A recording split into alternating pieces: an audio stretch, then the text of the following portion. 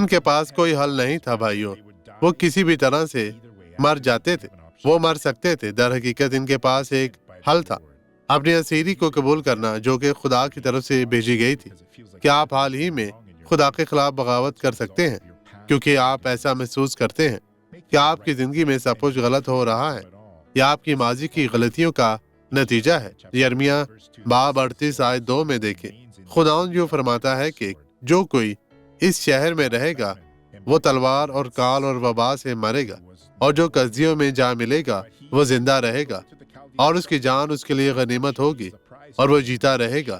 خدا اس کلام کے وسیلہ سے آپ کو برکت دے۔ مسیح میں آپ کی سلامتی ہو۔ باپ، میں ان تمام لوگوں کے لیے دعا گو ہوں جنہوں نے ابھی تیرے کلام کو حاصل کیا ہے۔